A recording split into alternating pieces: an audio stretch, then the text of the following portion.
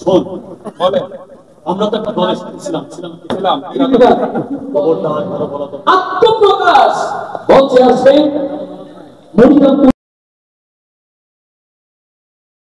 সংস্কৃতি বিভাগের নাট্যশিল্পী এস.এম.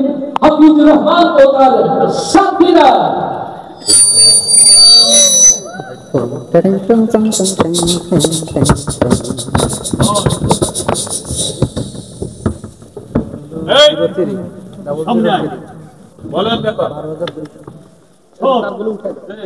একটা নতুন আইডিয়া তৈরি করছি, নতুন আইডিয়া। শোন বলে আমরা তো একটা দলে ছিলাম খবরদার কারো বলা দরকার নেই। কতদিন আত্মগোপনে থাকবে। এখন একটা নতুন প্ল্যান করেছি, একটা নতুন দল আত্মপ্রকাশ করাবো আজকে। ঠিক ঠিক সেই দল সামনে জাতীয় নির্বাচন আসতেছে। আমরা যে কোনো একটা বড় বড় দলের সাথে ঢুকে পড়বো। ঢুকে পড়িয়ে আমরা সেখান থেকে এখন এই দলের নাম কি হবে বল? আপনি বলেন। এই দলের নাম হবে পারিবারিক পার্টি। ঠিক আছে, সুন্দর নাম। যেহেতু এই দল আমি পরিকল্পনা করেছি, আমি এই দলের প্রতিষ্ঠাতা, সুতরাং এই দলের চেয়ারম্যান থাকবো আমি। আমি একটা কথা বলতাম। কি কথা বলবি? বেশি কথা বল। কি বলবি? বলছিলাম কি,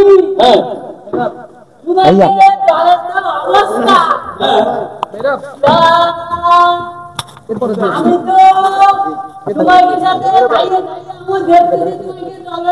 অবস্থা কি ভাবছে বুঝলাম নেতা। তাড়াতাড়ি বল। পারিবারিক পার্টি না বলবে, যদি পার্টি হতো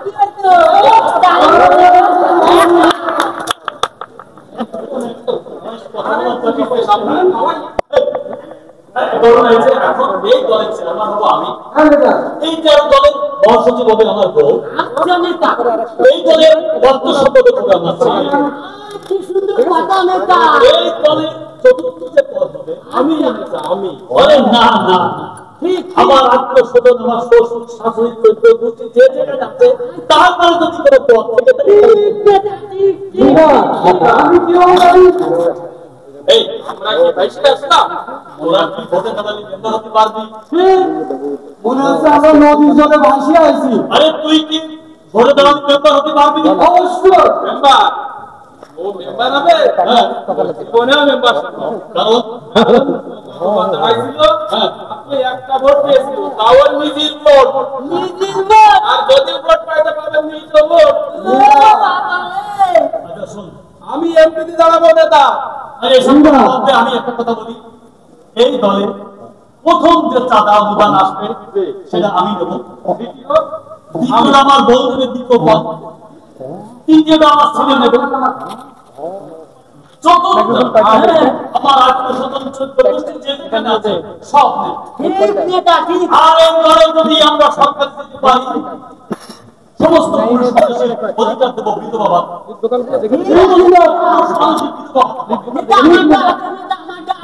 বলতেছি নেতা,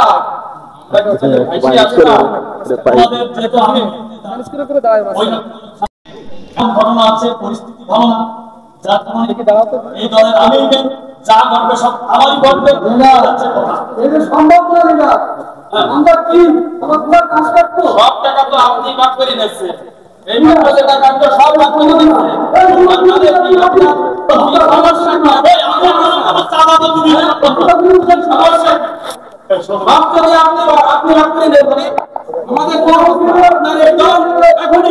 ঘোষণা করে অবস্থা তো ভালো না। এই দলে আমি কিছু তো পরিস্থিতিতে আমি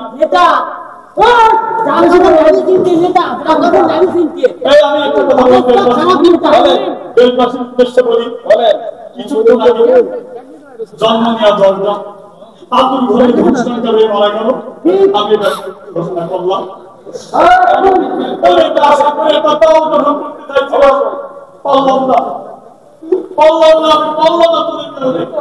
এই নেতা বলতে আছে আমরা নতুন করে একটা দল দেয় নতুন করে দল করবো আমি একটা দল করবো নতুন করে একটা দল করবো আমি একটা দল করবো